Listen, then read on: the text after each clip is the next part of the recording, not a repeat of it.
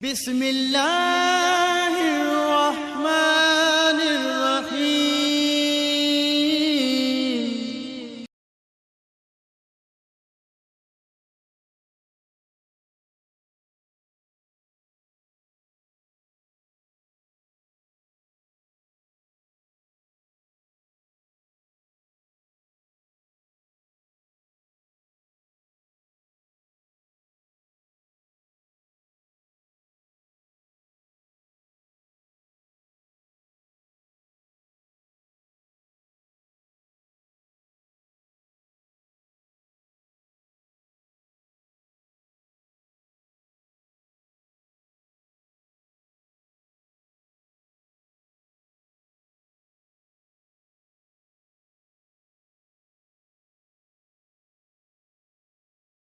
نحمده ونصلي على رسوله الكريم أما بعد فأعوذ بالله من الشيطان الرجيم بسم الله الرحمن الرحيم قال النبي صلى الله عليه وسلم الصلاة عماد الدين من أقامها فقد أقام الدين ومن تركها فقد هدم الدين آمنت بالله صدق الله خالقنا العظيم وصدق وبلغ رسوله النبي الكريم والشاكرين والحمد لله رب العالمين۔ محترم سامعین، السلام علیکم ورحمۃ اللہ وبرکاتہ۔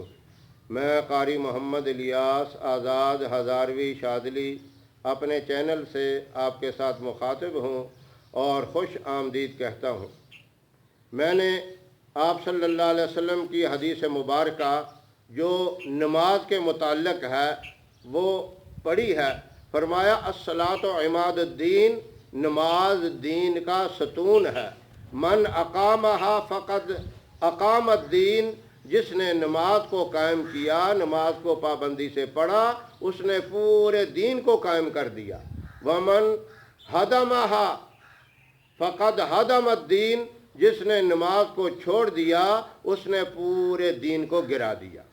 اب نمازوں میں افضل ترین چیز فرض نمازیں ہیں۔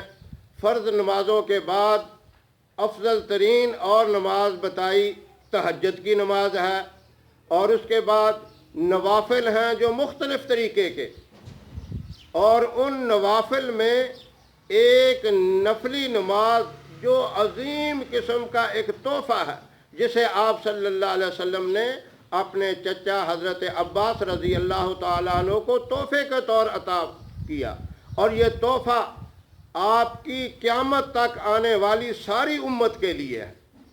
تحفہ اتنی عظیم چیز ہوتی ہے، گفٹ اتنی زبردست چیز ہوتی ہے، وہ اگر معمولی ہو تب بھی بندہ بڑا فخر اس پہ کرتا ہے، بڑی خوشی سے قبول کرتا ہے۔ تو یہ نبی کریم صلی اللہ علیہ وسلم نے اپنے تمام امتیوں کے لیے ایک تحفہ دیا۔ اب اس تحفے کا ثواب سب سے پہلے وہ آپ سن لیں۔ آپ نے فرمایا جو یہ صلاۃ و تسبیح کی نماز ادا کرے گا، اس کے سارے گناہ معاف ہو جائیں گے۔ اگلے پچھلے جتنے بھی گناہ ہیں وہ سارے معاف ہو جائیں گے۔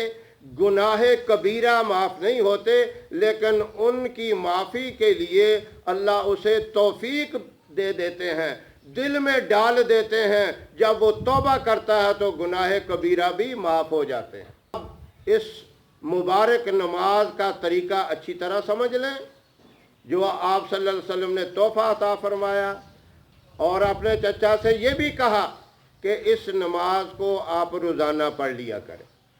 اگر روزانہ نہ ہو تو ہفتے میں ایک دفعہ پڑھ لیا کرو۔ اگر ہفتے میں بھی نہ ہو تو مہینے میں ایک دفعہ پڑھ لیا کرو۔ اگر مہینے میں بھی نہ ہو تو پوری زندگی میں ایک دفعہ ضرور پڑھ لیا کرو۔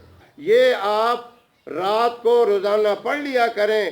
رمضان المبارک کی راتوں میں اگر روزانہ نہ ہو تو ہفتے میں تو پڑھ لیں، پھر آگے ایک بڑی مبارک رات لیلۃ القدر کی آنے والی ہے، اس رات میں آپ ضرور پڑھیں، انشاءاللہ اس کے فضائل آپ کو علیحدہ بتائیں گے، لیکن کم از کم اس رات میں یہ نماز جو ہے صلاۃ و تسبیح اس کو ضرور ادا کریں۔ اب اس کا طریقہ مختصر انداز میں آپ سمجھ لیں، یہ 4 رکعت نماز نفل ہے، اس کی نیت آپ نے یہی کرنی ہے، 4 رکعت نماز نفل صلاۃ و تسبیح۔ باقی عام نمازوں کی طرح پڑھتا ہوں خاص واسطے اللہ تعالیٰ کے لیے، منہ میرا خانہ کعبہ کی طرف اللہ اکبر کہہ کے نیت کرنی ہے، اور نام یہی لینا ہے کہ 4 رکعت نماز صلاۃ و تسبیح۔ اب پہلی رکعت میں آپ جس طرح عام نمازیں پڑھتے ہیں، فرض نفل سنت پڑھتے ہیں، سبحانک اللہم کے بعد سورہ فاتحہ، اور اس کے بعد کوئی بھی سورت آپ قرآن کریم میں سے پڑھتے ہیں، اسی طرح آپ نے یہ بھی پڑھنا ہے، اور رکوع میں جانے سے پہلے قیام کی حالت میں یعنی کھڑے کھڑے آپ نے 15 مرتبہ پڑھنا ہے، سبحان اللہ والحمد للہ ولا الہ الا اللہ واللہ اکبر۔ آپ یہ طریقہ بھی سمجھ لیں، ہاتھ باندھے ہوں گے، آپ انگلیوں کے اوپر شمار کر سکتے ہیں، انگلی کو دبا دیا، پھر دوسری کو دبایا، تیسری کو، چوتھی کو، 5ویں کو، تو یہ 5 ہو گیا۔ دوسرے ہاتھ کی انگلیوں کو بھی اسی طرح دبایا، یا ایک ہی ہاتھ کی انگلیوں کو 3 مرتبہ آپ دبا کر یہ اعداد اس کا 15 مرتبہ پورا کر سکتے ہیں۔ قیام میں 15 دفعہ پڑھنا ہے، اس کے بعد آپ رکوع میں چلے جائیں گے، رکوع کی 3 تسبیحات، 3 پڑھیں، 5 پڑھیں، 7 پڑھیں، جتنی بھی پڑھتے ہیں، سبحان ربی العظیم، یہ پڑھ کر پھر آپ نے 10 مرتبہ رکوع کی حالت میں یہی پڑھنا ہے، سبحان اللہ والحمد للہ ولا الہ الا اللہ واللہ اکبر۔ اور اس کے بعد آپ نے رکوع سے جب کھڑے ہو جانا ہے، وہاں ربنا لک الحمد کہہ کر پھر آپ نے یہی کرنا ہے، سبحان اللہ والحمد للہ ولا الہ الا اللہ واللہ اکبر۔ یہاں بھی آپ نے 10 مرتبہ کہہ کر پھر آپ نے سیدھا سجدے میں چلے جانا ہے، سجدے کی 3 تسبیحات، سبحان ربی الاعلی، سبحان ربی الاعلی، سبحان ربی الاعلی، ان کو ادا کرنے کے بعد 10 مرتبہ سجدے میں آپ نے یہی تیسرا کلمہ سبحان اللہ والحمد للہ ولا الہ الا اللہ واللہ اکبر، یہاں تک آپ نے 10 مرتبہ پڑھنا ہے۔ سجدے سے اللہ اکبر کہتے ہوئے آپ نے سر اٹھانا ہے، فوراً دوسرے سجدے میں نہیں جانا، وہاں بیٹھے ہوئے آپ نے پھر 10 دفعہ اسی طرح پڑھنا ہے، سبحان اللہ والحمد للہ ولا الہ الا اللہ واللہ اکبر۔ یہ 10 دفعہ پڑھ کے پھر آپ نے دوسرے سجدے میں چلے جانا ہے، وہاں بھی سجدے کی 3 تسبیحات پڑھ کے اور 10 مرتبہ یہی پڑھنا ہے، سبحان اللہ والحمد للہ ولا الہ الا اللہ واللہ اکبر۔ اب دوسرے سجدے سے سر اٹھا کر سیدھے کھڑے نہیں ہونا جس طرح عام نمازوں میں ہم کھڑے ہو جاتے ہیں، بلکہ وہاں قعدے کی حالت میں بیٹھے ہوئے 10 مرتبہ پھر پڑھنا ہے، 10 مرتبہ پڑھ کے پھر آپ نے بغیر اللہ اکبر کہے ہوئے کھڑے ہو جانا ہے، اور دوسری رکعت کو بھی اسی ترتیب سے پڑھنا ہے۔